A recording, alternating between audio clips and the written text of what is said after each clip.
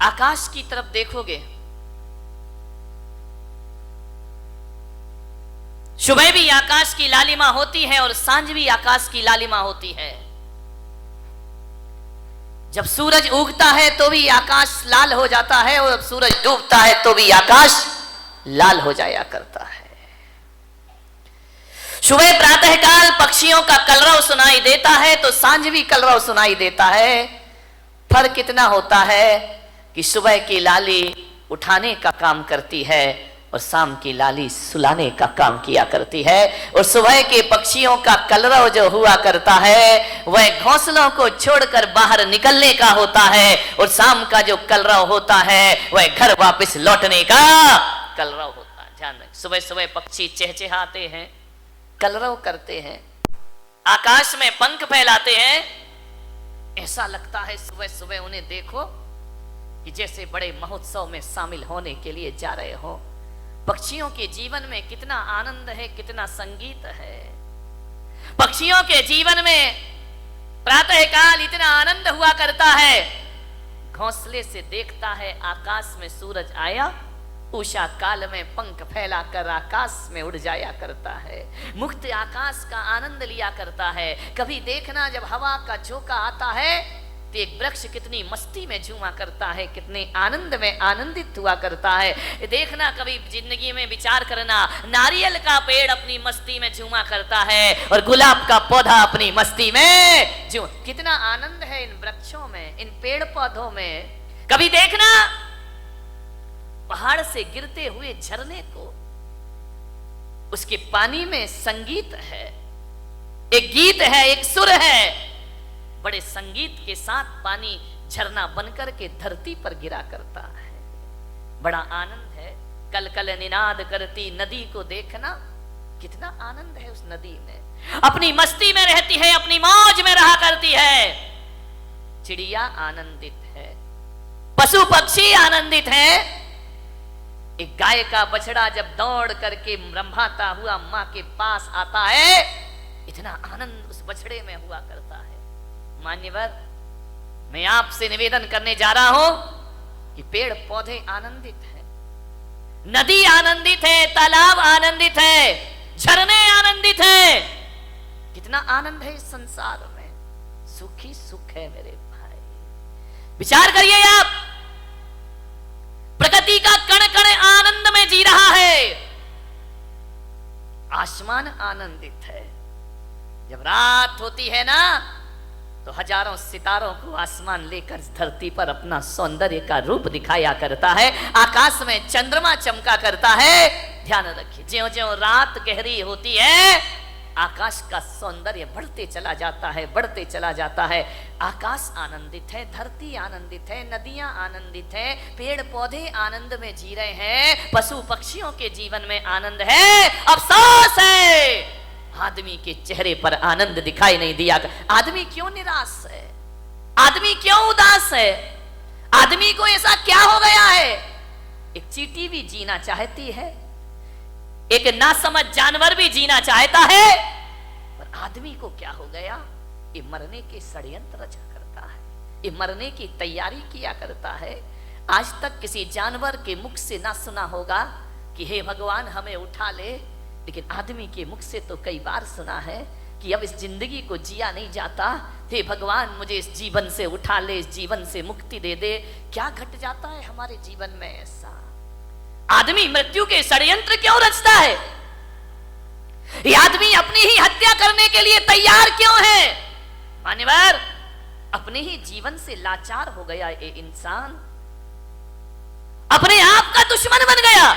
अभी तो ये सुना था कि दूसरे दुश्मन हुआ करते हैं, हम ही अपनी जिंदगी के दुश्मन खुद बनकर के तैयार हो गए हैं। आपने जीवन से अपने आप को खतरा हो गया। कभी आपने सुना किसी भैंस ने आत्महत्या की हो? सुना? कभी विचार किया है? कभी आपको अखबार में पढ़ने को मिला है कि आज एक भैंस ने गुस्से में आके आत्महत्या कर ली है? कोई जानवर आत्महत्या नहीं करता है। किसी भी जानवर को समय से पहले मौत को बुलाते हुए आपने ना देखा होगा। कोई देवता समय से पहले मरने का नहीं सोचा करते हैं। नार की सोच भी ले तो मर नहीं सकते हैं। आदमी को क्या हो जाता है कि क्यों जीवन से हार गया? थोड़ी सी प्रतिकूलताएं आई और आदमी जिंदगी से हार जाता है। नहीं मेरे समस्याएं किसके जीवन में नहीं होती हैं? राम के जीवन में समस्या थी, महावीर के जीवन में समस्या थी, कृष्ण के जीवन में समस्याएं थी, जीसस के जीवन में समस्याएं थी, आचार्य शांति सागर के जीवन में समस्याएं थी, आचार्य कुंद कुंद के जीवन में समस्याएं थी। समस्याएं किसके जीवन में नहीं होती हैं? ऐसा कोई है? समस्याओं से रहित जीवन नहीं होता, ध्यान रखिए। और हकीकत में देखा जाए तो समस्याओं का नाम ही जिंदगी हुआ करता है। आसानी से जिंदगी मिल जाए तो जीने का मजा खत्म हो जाएगा। एक बात बताइए, यदि समस्याएं नहीं हो तो फिर जीने का मजा क्या है? जिंदगी जिंदा दिली का नाम है, मुर्दा दिल क्या खाक जिया करते हैं। ध्यान रखिए, जिंदा दिल बनिए। मान्यवर, दुख इस बात का नहीं है कि आदमी मर जाता है, दुख तो इस बात का है कि जिंदा रहकर भी आदमी जिंदा नहीं रह पाता है। वह मरा मरा सा जीवन जीता है, वह मरे हुए सी जिंदगी जिया करता है। विश्वास पैदा करो अपने आप पर, जिंदगी से हार मत मानिए। जिंदगी मिली है, मालूम है ये मानव का तन मिला है, शास्त्रों में कहा है, ग्रंथों में कहा है 84 लाख शरीर छोड़े हैं तब जाकर ये मानव का शरीर तुमको प्राप्त हुआ है। 84 लाख योनियों में हमारा जन्म हुआ है। कितने जन्म हम नाली के कीड़े बने होंगे, कितने जन्म पक्षी बने होंगे, कितने जन्म हम कीचड़ में कीड़ों की तरह रेंगे होंगे। हर जन्म में हमने प्रार्थना की होगी ईश्वर से कि हे ईश्वर एक बार मुझे मनुष्य का चोला प्रदान कर दे, हे ईश्वर एक बार मुझे मनुष्य का तन प्रदान कर दे। इसलिए आत्महत्या करने के लिए नहीं, जिंदगी की अंतिम सांस को पूरी ईमानदारी से जीने का प्रयास करिए। अंतिम सांस भी पूरी जिंदा दिली के साथ जिएंगे। क्यों हार जाता है आदमी? जैसा विचार करिए, सोचना। ऐसे ही नहीं मिल गया मनुष्य का जीवन, बहुत मेहनत की है इसके लिए। मनुष्य का जीवन मिला, ऊंचा कुल मिला, अच्छी खानदान मिली, दिमाग मिला, बुद्धि मिला, शरीर मिला, फिर भी इस जिंदगी से हाथ धोते हो आप तो। अब तो घबरा के कहते हैं कि मर जाएंगे, अब तो घबरा के कहते हैं कि मर जाएंगे। और मरकर भी घबरा गए तो फिर बताओ अब किधर जाएंगे? दूसरा हमारे पास कोई रास्ता है नहीं। जिंदगी मिली है, अच्छे से जियो, तरीके से जियो, सलीके से जियो। बहुत कम जीवन मिला है, इसे उदासियों में मत गुजारिए। जिंदगी भीख में नहीं मिलती, जिंदगी बढ़ के छीनी जाती है। जिंदगी भीख में नहीं मिलती, जिंदगी बढ़ के छीनी जाती है। अपना हक संग दिल जमाने से छीन पाओ तो कोई बात बने। सर झुकाने से कुछ नहीं होगा, सर उठाओ तो कोई बात बने। पोंछ कर अश्क अपनी आँखों के, मुस्कुराओ तो कोई बात बने। मुस्कुराओ तो कोई बात बने। उदास मत जियो, जिंदगी को बुरे आनंद के साथ जीने का प्रयास करो। विपत्तियां, संकट, दुख किसके जीवन में नहीं आते? सबके जीवन में आते हैं। मुश्किलें आती हैं, परेशानियां आती हैं, विपरीत वातावरण बनता है, लेकिन जीने की आस मत छोड़िए। जलजले आते हैं, तूफान आते हैं, उड़ीसा में चक्रवात आता है, गुजरात में भूकंप आता है, हजारों लोग बेघरबार हो जाया करते हैं। लेकिन एक बात ध्यान रखो बारामती वालों, इतने बड़े भीषण आंधी तूफान के बाद, भूकंप के बाद भी जो आदमी जिंदा रहता है वो अपना उजड़ा हुआ आशियाना फिर से बना लिया करता है, वो अपना घर फिर से निर्माण कर लेता है। क्या हुआ? जिंदगी कितनी बार छीनेगी, फिर बना सकते हैं। अगर हौसले बुलंद हो तो आंधियों में चिराग जला करते हैं। आज समस्या है बहुत बड़ी। आदमी अपने जीवन का दुश्मन हो गया है, अपनी ही जिंदगी का दुश्मन हो गया ये इंसान। शहरों में बड़े बड़े व्यापारी आत्महत्या कर रहे हैं, महानगरों में व्यापारी आत्महत्या कर रहे हैं, गांव में किसान आत्महत्या कर रहा है, घरों में किशोर आत्महत्या कर रहे हैं, महिलाएं आत्महत्या कर रही हैं। थोड़ा सा निराशा हुई, थोड़ा सा मन का नहीं हुआ, थोड़ा सा प्रतिकूल वातावरण हुआ और आदमी मरने को तैयार है। और एक बात बताओ, बारामती के लोगों से मेरा निवेदन है, इस पंडाल में ऐसा कोई व्यक्ति बैठा है जिसने आज तक आत्महत्या का विचार ना किया हो?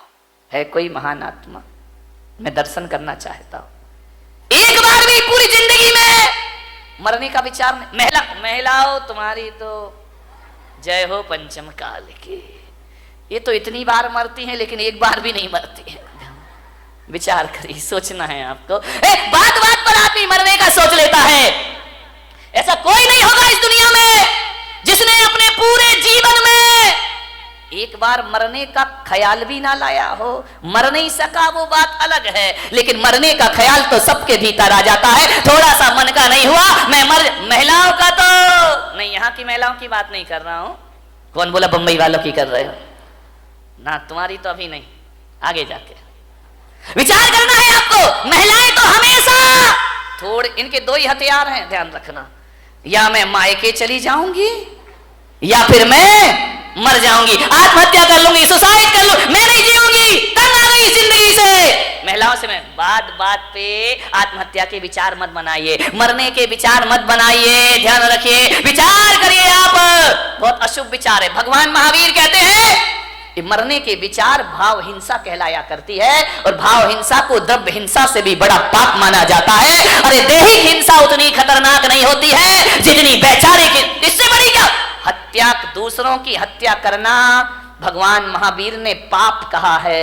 एक इंद्रिय जीव को भी मारना भगवान महावीर ने पाप कहा है। अरे एक बात याद रखना, मेरे महावीर कहा करते हैं, अरे दूसरों की हत्या करना पाप है लेकिन अपने आप की हत्या करना महापाप हुआ करता है। इससे बड़ा दूसरा कोई पाप, दूसरों की हत्या करना तो पाप ही है, अपनी करना महापाप हुआ करता है। इसलिए भगवान महावीर ने एक प्यारा सा सूत्र दिया है। भगवान महावीर ने 4 शब्द इस इंसान को दिए हैं। अरे वो 4 शब्द नहीं, 4 वेद हुआ करते हैं, वो 4 आर्य सत्य हुआ करते हैं, वो महावीर के 4 शब्द। ध्यान रखना, इनसे बड़ा ना कोई आगम होता है, ना शास्त्र होता है, ना पुराण होता है। महावीर ने इस दुनिया को केवल 4 शब्द दिए हैं। महावीर ने इतना ही कहा है, इस मानव जीवन को सफल करना है तो 4 सत्य में जियो। वो 4 सत्य हैं, वो 4 वेद है, वो चारों धाम की यात्रा है। वो 4 शब्द इस धरती को दिए, जियो और जीने दो। इससे बड़ा कोई धर्म ग्रंथ नहीं हुआ करता है, इससे बड़ा कोई शास्त्र नहीं हुआ करता है, इससे बड़ा कोई आगम नहीं हुआ करता है। न वेद है, न पुराण है, न कुरान है। 4 शब्द में उन्होंने अपनी पूरी देशना को समाहित कर दिया। 4 शब्द में पूरे दर्शन को रख दिया भगवान महावीर ने। ऐसे दार्शनिक हुए, उन्हें ज्यादा बोलने की जरूरत नहीं पड़ी। भगवान महावीर से पूछा गया कि आप बताइए एक सेंटेंस में धर्म का सार क्या है, तो महावीर ने कहा जियो और जीने दो। ध्यान रखिए, सारी दुनिया समा गई इसमें, सारे ग्रंथ समा गए इसमें। ध्यान रखना, 11 अंग 14 पूर्व का सार समाया है। ये इतना साधारण अक्षर नहीं है, इतने साधारण शब्द नहीं है कि बैनरों पर लिखवा दिए जाएं वो हमारी इतिश्री हो जाए। ध्यान रखिए, जियो और जीने दो। भगवान महावीर ने सबसे पहले कहा है जियो, ध्यान रखना, उसके बाद जीने दो।